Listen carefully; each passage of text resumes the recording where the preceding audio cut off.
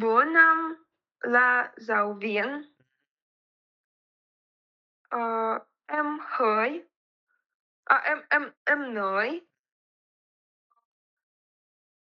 bố Nam là giáo viên mà Nam không có biết đọc. Mà Nam không biết đọc. Mà Nam không biết đọc. Okay. Nam hỏi. Nam hỏi Cavo. Nam hỏi ai? Hỏi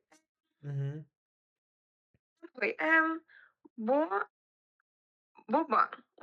bạn làm nghề gì? Bố em là nhạc sĩ. Nam nói bố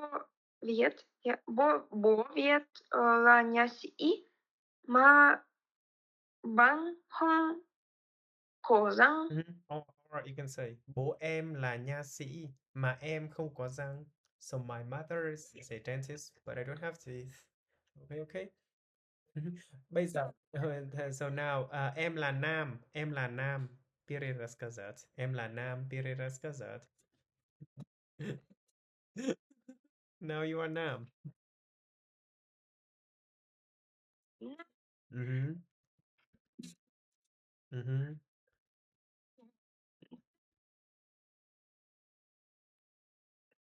Việt. Mm-hmm. Việt hỏi em bố bố bạn làm nghề gì? Trả trả lời em trả lời bố em là giáo viên.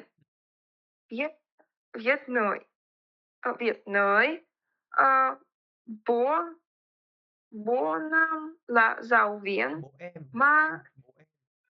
Yes, you are nam. Bố em. My father is a teacher right now.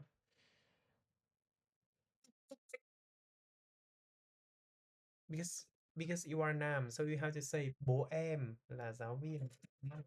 Right? tiếng Việt Việt nói Mm-hmm. bố Nam là giáo viên mà Nam không biết đọc. Em Không biết đọc. Because you are nam. It's the most difficult. Самый сложный сейчас. bố giáo viên mà em không biết đọc.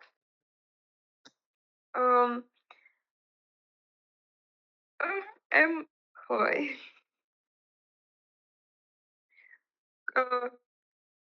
bố Việt làm nghề gì? Bố Việt là nhạc sĩ.